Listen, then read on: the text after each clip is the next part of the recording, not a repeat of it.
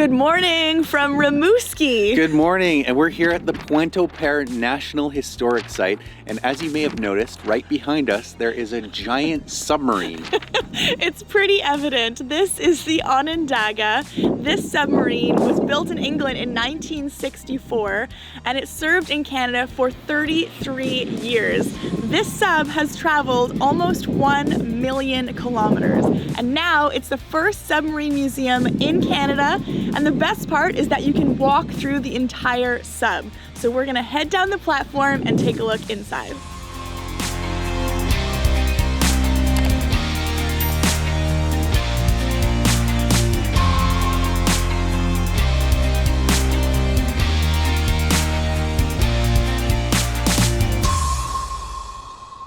We've come upon the first of 2 escape hatches, and if there was a major accident and the submarine wasn't able to surface, it meant that the crew had to abandon ship, and they could do this here and at another place in the front. In both places, there were enough survival suits for the whole crew in storage, just like this one, and there were even a few left for last-minute passengers that may have got on. On the ceiling, you'll see there's an air pipe with a series of sockets identified with a red mark. Once the sailors put their survival suit on, they had to connect their mask to the socket because the compartment got flooded with water before they opened the escape hatch, at which point the crew could escape one by one.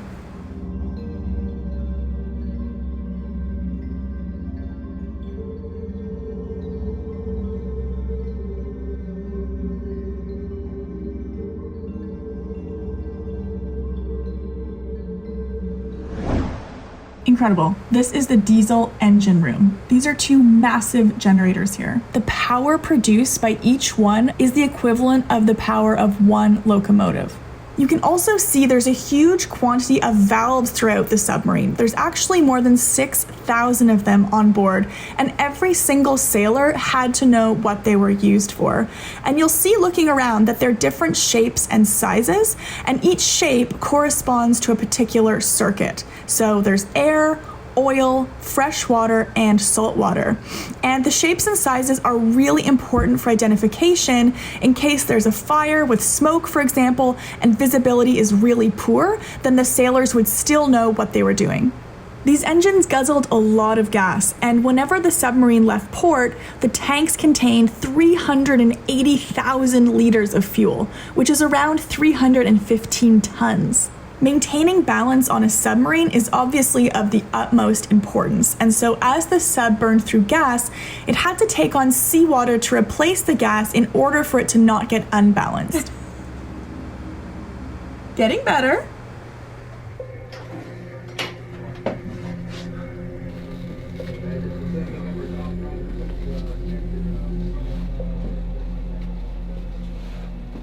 This is the control room, the command center of the submarine. It was here that all of the tactical decisions were made so that the sub could carry out its mission. And the lighting in here is red to indicate that it's nighttime because this is the only place in the submarine with its 2 periscopes where you can see outside. And at night, if you were trying to look up the periscope, if there was white light in here, it was more difficult for your eyes to adjust, so the red lighting didn't have that problem, hence the red light. And when this sub was in operation, there would be 20 people in this space carrying out all of their jobs, so they had to be laser focused in order to both do their jobs and not get in each other's way. There's also the radio room for communications, as well as the captain's room.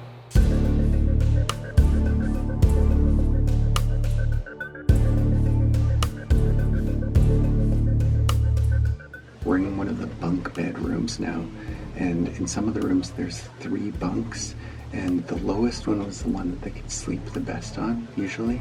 The middle one was the least desirable because it was usually used as a step up to the 3rd bunk on the top, and they must have been pretty small because the bunks look pretty short. Like, I would probably have to be in the fetal position all day. And there's also lockers below the bottom bunk, so each of the sailors could have their own personal storage space.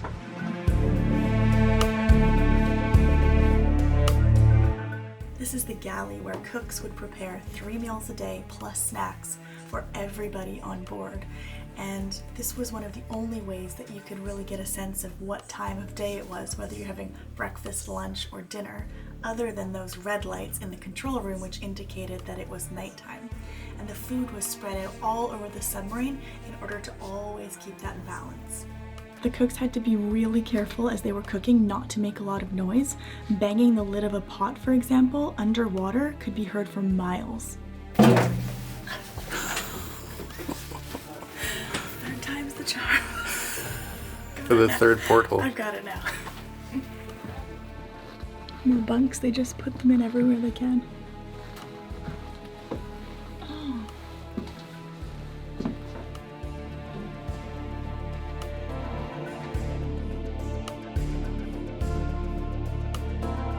This is where the sailors would sleep. So the chain of command on the sub was basically the commander, the captain, the officers, the petty officers, and then the sailors, where there were about 40 sailors on board. And they definitely did not get as much space. So your rank clearly corresponded with how much space you got when it's at a premium underwater on a submarine. But one of the things we learned is that this was also a space for the kind of more junior sailors to learn from the more senior sailors, being in these cramped quarters. Looking up in this room, I noticed two things that seem very important on a submarine. Teamwork always gets the job done faster, and most importantly maybe, do not panic.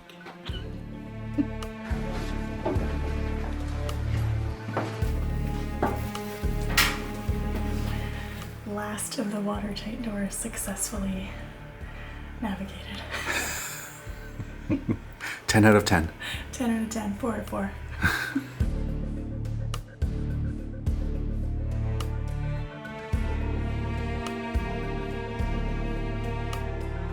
We're in the front part of the submarine because we started at the back and we've been working our way slowly forwards. This is the armed part of the sub where you find all of the torpedoes that were used in the event of an attack. This one here is an Mk48 torpedo. Just one of these weighs 1.5 tons. It has a speed of 50 kilometers an hour and a range of 8 kilometers. With an explosive charge of 300 kilos, one of these torpedoes can sink a ship. They could store up to 16 torpedoes on board, and these ones here you can see are stored on these cradles, and the cradles are the exact same height as the launch tubes behind me. The idea being that in the event of an attack, they could simply move the cradles forward and load the torpedoes easily and directly into the launch tubes. This is also where the front rescue tower is. So unlike the one that we saw in the back where they'd have to fill the compartment with water, this one is an airlock so they could evacuate without having to actually flood the compartment. It did mean, however, that the evacuation process took longer. They also have more of the survival suits on display, including that compact packaging so you can see how they fit so many in one spot. My understanding is that this particular submarine, the Onondaga, was mostly used for surveillance, but it's really interesting to see the torpedoes and the launch tubes and just imagine the impact that one of these could have in the event that they did need to use it.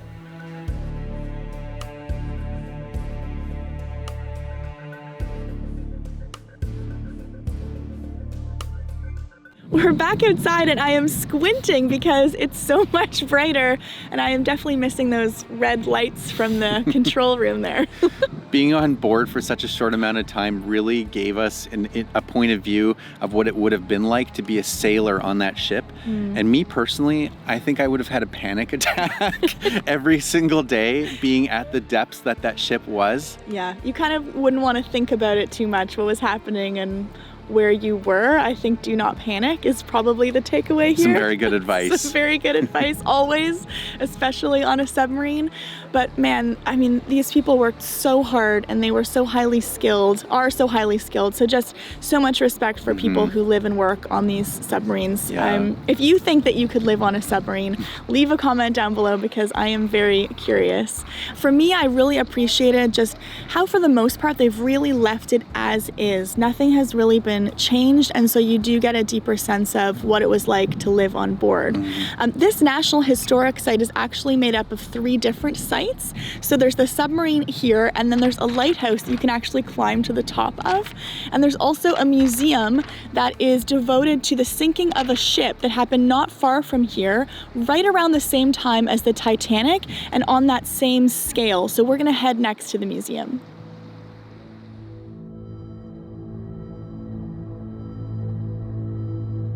This museum is dedicated to the Empress of Ireland. It sank about 13 kilometers from here on May 29th, 1914. And since 1964, divers and archaeologists have been going down to the site to see the wreck. And this museum has over 200 artifacts on display. Artifacts keep showing up to this day, both in the water and on the land. And this museum is devoted not only to telling the story of this horrible tragedy, but also to explain the kind of golden age of the transatlantic liners.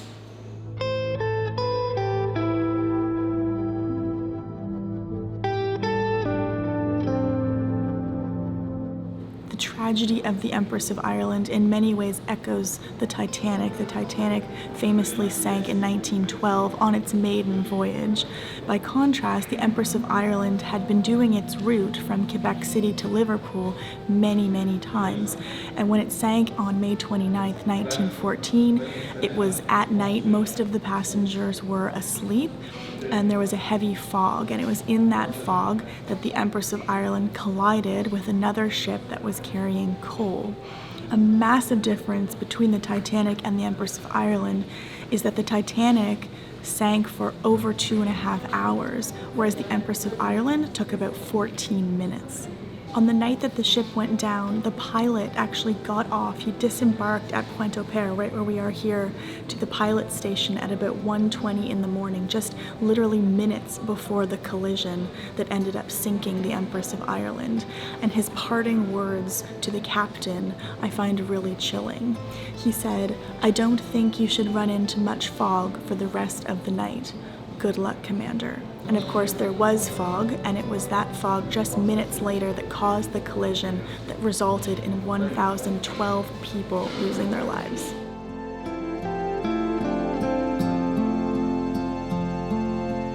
These are the original letters from the ship, and there were 2 divers who secretly brought them up from the wreckage over the course of some 100 dives.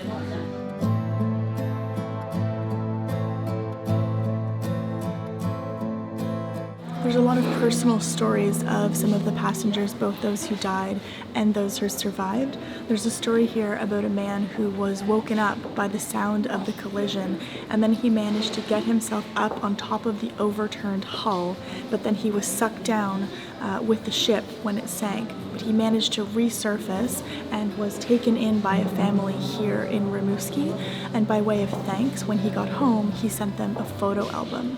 There's another artifact here, which is a deck chair, and one of the ways that a lot of passengers managed to survive, including the senior telegraph operator, was by using these deck chairs as life preservers. It took the Empress of Ireland just 14 minutes to completely sink beneath the surface of the water, and one of the reasons for that was that when the other ship collided with it, the ship that was carrying coal, the boiler rooms flooded with water equivalent to 9 Olympic swimming pools in less than 90 seconds.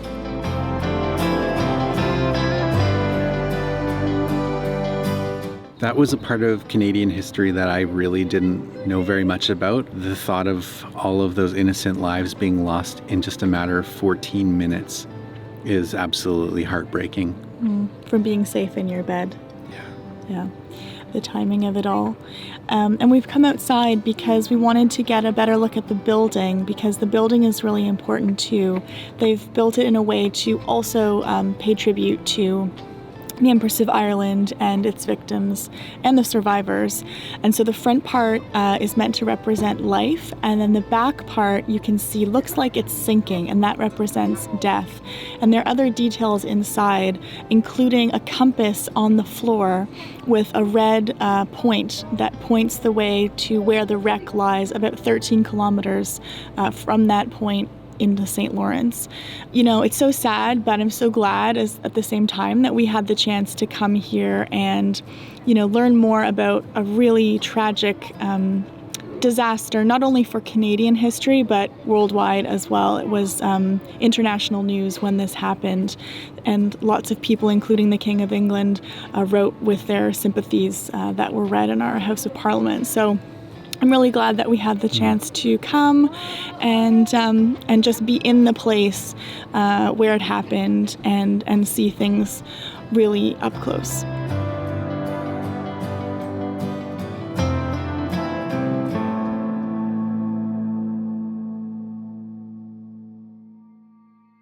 We're at the site of a mass grave now of victims from the Empress of Ireland. You can see the grave marker behind us. This is just about a 7 or 8 minute drive down the road from the museum, not far at all, and we're right on the St. Lawrence looking out at the water. And you can see on the headstone there's a list of names. Those are the people who are buried here, along with 68 others who are not identified. And I think it was important for both of us, especially after visiting the museum, to come here and just have a quiet moment to think about the victims.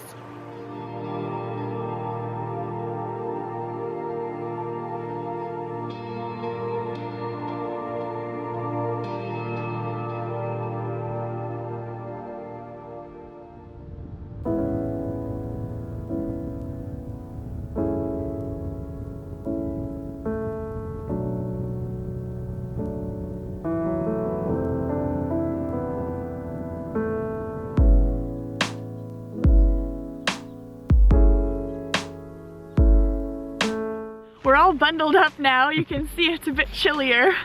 And we've driven out of Rimouski to Bic National Park. Or Parc National du Bic en français. Wait. And this is the Sentier l'Île aux Amours, or Lover's Island Trail in English. That's right, and this trail is actually only accessible at low tide. When the tide is in, you have to take a kayak to the island. So we had some very good timing, which is fortunate, because we just wanted to spend the rest of the day out here enjoying nature.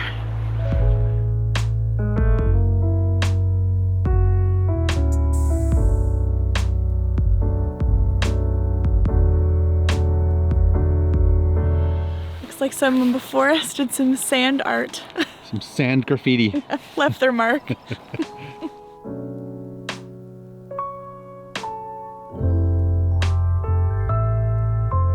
Batter up!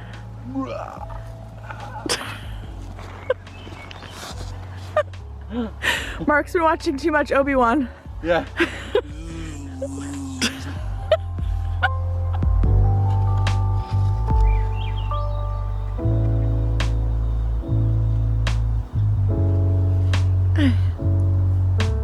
Strolling around Bic, and it is so peaceful here.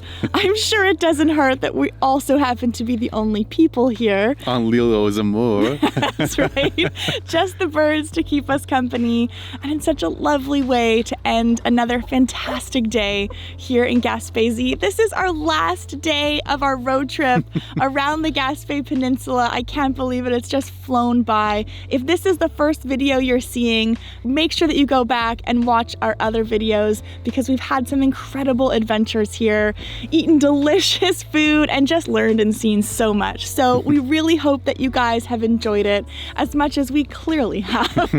I can't believe it's our last day. We're heading to Quebec City now, and we're going to be filming there as well. So stay tuned. We're also uploading a lot more content and information over on Instagram at Eileen Aldis, so you can check there for more. If you like this video, make sure that you give it a thumbs up and subscribe for lots more travel adventures. Thank you, Gaspé! Merci beaucoup! We love you! À bientôt! And we'll see you in our next video. Bye! Bye!